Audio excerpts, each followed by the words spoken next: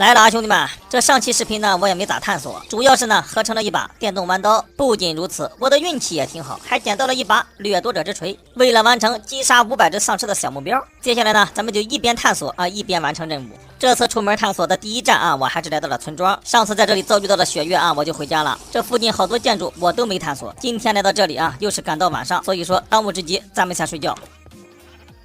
什么破玩意儿，这都是3块面包，给他拿走吧。很快啊，我换了一间房间。不是我说你啊，你这小胳膊小腿的，你还睡这么大一张床？再说了，你年轻人你睡啥觉啊？你起来还大好的青春，可千万不要浪费在睡觉上。睡觉那都是老年人干的事儿，年纪轻轻的就要熬夜熬通宵，是不是兄弟们？我说的没毛病吧？你看看人家铁傀儡，人家什么时候睡过觉？就目前这个村庄，谁敢说你比他强壮？不得不说，这都是有科学依据的，不是我技术一个在这胡说八道。眨眼功夫啊，铁傀儡又立了大功。哎，人呢？不会吧？2败俱伤！我去，这是什么鬼？难道刚才铁傀儡也隐身了？那这个新村庄呢，我还是需要看一下的啊。毕竟呢，这里边的村民啊也会回收一些东西。当然了，他也会给咱们丰厚的报酬。就像栅栏里面这个掉落物，如果我记得没错的话啊，它也是可以和村民交换的。一只被感染的熊刚刚好，我的这把掠夺者之锤还没有开过光呢，刚好现在咱们试一下伤害。哦，我去，咱们常见的这种精粗怪2锤子就给拿下了，就连这只大熊也是6锤子就拿下。我笑了啊，我就想问问在座的各位，谁能打败我？什么？你说猛毒丧尸？就他吗？你们说的是他吗？长得跟地瓜一样，他能打败我？真不是我吹啊，在这个生存中，现在除了我自己，我根本不把任何人放在眼里。捡起掉落物，咱们继续探索，兄弟们。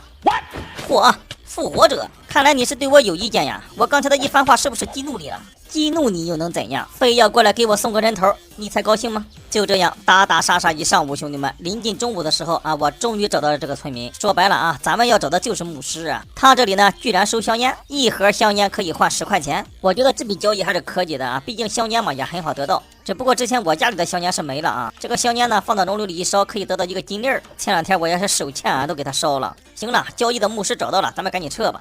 背包里这些乱七八糟的，咱们回家再研究吧。以后用得上的时候，我再给大家介绍。遇到铁丝网片还是不能错过，在这个生存中，能白嫖一定不能放过。然而，伴随着天数的增加，丧尸不断进化。我人傻了，一只身上燃烧着紫火的猛毒丧尸。我去，这个攻击伤害，兄弟们，我一把 AK 都没防得住。你有病！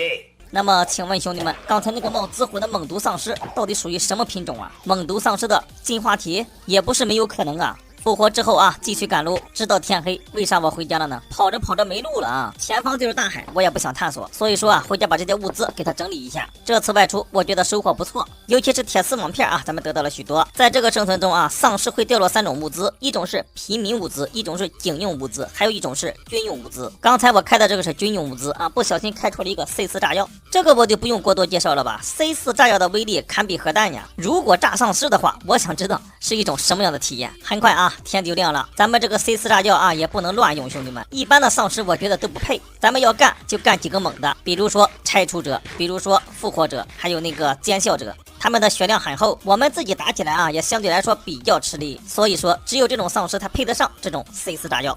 腐烂丧尸啊，你赶紧回家歇歇吧。后边这是谁呀？是不是感染品啊？果然是啊，感染危险品，你也配不上啊，抓紧拜拜。哎，兄弟们，说时迟那时快啊，刚才介绍了那么多丧尸啊，唯独把鼠王给忘了。鼠王的威力啊，咱们不可小视，兄弟们，绝对配得上我这个 C4 炸药。再追我一个看看，是不是追我上瘾？一个荒地蜘蛛，现在你还成了气候。C4 炸药的使用方法，刚才我看了一下啊，咱们直接右键给它扔出去就完事儿了。如果你怕扔得太远，你可以按住 Shift 键，说明书是这么写的 ，Shift 加右键会扔得更近。哎，不是，这个 C4 炸药为什么不爆炸呀？难不成在这个生存里还需要什么遥控器？这就尴尬了，好不容易得到一个 C4 炸药，本想测试一下它的威力，万万没想到居然不可以。随后呢，我也是进行了一些测试啊，根据咱们直播间粉丝的要求啊，什么打火石、火把啦，我都尝试过啊，点燃不了，兄弟们。还有就是啊，我打开合成配方也搜了一下啊，有没有引爆器之类的啊，这重点字呢也是没有。所以说 C4 炸药这个测试呢就不了了之了啊。很快啊，时间来到生存的第39天，我这几天啊，我琢磨来琢磨去，兄弟们啊，你说咱们得到这些招募卡呀，我还得给它用上。高级剑士我是万万不敢用了，这个家伙啊就俩字儿，哈哈。但是这个弓箭兵呢，我觉得还是可以委以重任。可是呢，咱们也不能像上次一样啊，傻不愣登的给他放在家里，最后呢，连怎么死的都不知道。今天看在木头，准备在我家门口盖一个小炮楼。没错，把弓箭兵放在上面，他们不是自己会射箭吗？又不需要食物啊，也不需要箭，咱们就把它放在上面，多多少少我觉得也能为我分担一点压力吧。很快啊，兄弟们，说干就干。因为这个生存没办法在脚底下搭方块，所以说我们建立这么一个炮楼也是相当的费劲。整个建造过程我就不多赘述了，也没啥好赘述的，炮楼嘛，能搁个人就行了。就这样，来到生存的第40天，我这个炮楼啊，终于是建好了。为了提高辨识度啊，这顶上再插一根火把，最后楼梯口处给它放上一个火把门，一个简易的炮塔就制作完成了。紧接着把咱们的弓箭兵再给它放出来。现在是白天，没有丧尸的话，我估计它不会进攻，所以说等到晚上咱们看看效果。